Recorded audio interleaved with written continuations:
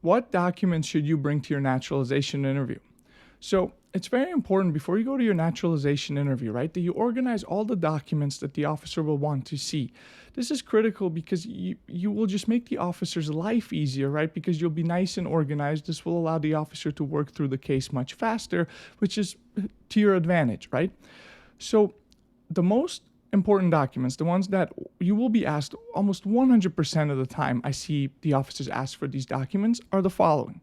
You're going to have to bring your interview notice letter, right? In order to get to security, in order to check in order to talk to the officer, it's the first thing you'll be asked to present. And if you want more details about this, watch the video about the interview process. The descriptions in the video link is in the description, is what I'm trying to say. So first of all, interview notice letter. The second one is your passport. Make sure you bring your passport. It serves as ID and further proof that you're the person that was expected to be at this interview. Second, bring your permanent resident card, your green card, right? The officer will want to see that, again, you are you and you're eligible, and then they will want to see the dates on that permanent resident card. Third, bring your driver's license, right? So your driver's license is used at check-in to make sure that, again, that you're the person that's expected to appear. Also, another reason the driver's license is critical is because you can only file for naturalization if you've lived in the USCIS field office's jurisdiction. So if you've lived in the area of that USCIS field office 90 days before application. An easy way to prove that is a driver's license that predates those 90 days, right? If you don't have a driver's license, states like New York where there's state IDs, bring your state ID. It serves just like the driver's license as great proof, right? Definitely bring your birth certificate too. It's further proof of your identity. It's further proof that you're the person that's supposed to be at this interview. They could look at the names of your parents on that birth certificate. It's a further level of verification, and that's why you should bring it.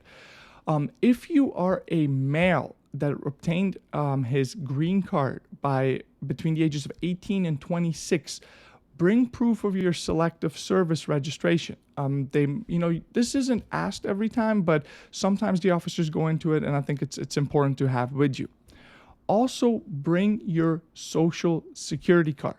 Not every office, for some reason, the New York field office is really, really gung-ho about this, but they want to see the social security card for some reason to further ID the applicant who's at the interview. So bring that. Bring the original social security card.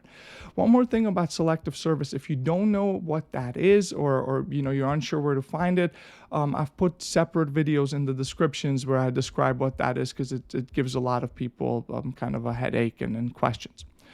So going further down the list of documents. So one set of documents that I tell everyone to bring that are definitely not necessary, but I think it's smart to bring, are all of the USCIS interview notices. So definitely for the naturalization case, if you have all those, and I'm sorry, I said interview notices, I meant all the notices, all receipt notices, all the notices you have received from the government, bring those. I've had a few cases, this happens very rarely, but in a few cases, those notices tell the dates of when things were filed, when things were receipted, when notices were sent out, and they tell the whole history of your case in a way.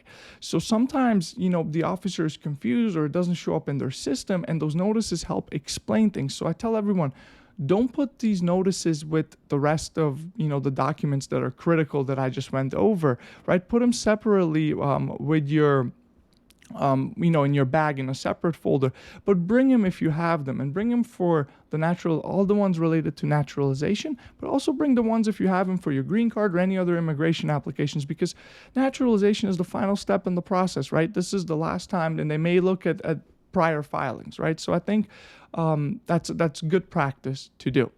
I will say this, if you don't have them, for previous cases, if you don't have any notices, don't panic. It's not the end of the world. Most people don't bring them. It's just, if you do, I think it's worth bringing them.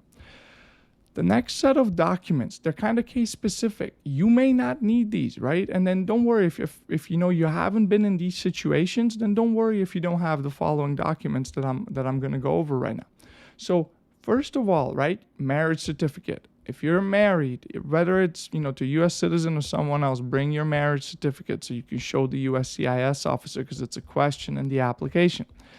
If you've been divorced, bring your divorce decree, divorce judgment, proof of a valid terminated marriage. If you've been divorced, more than once, bring them all. For every marriage you've had, bring those divorce decrees. If you've been arrested, right, bring documents, bring the final disposition, bring the police record, bring proof that that case is closed, that you've not been convicted, that it was dismissed, or if you were convicted, what the sentence was.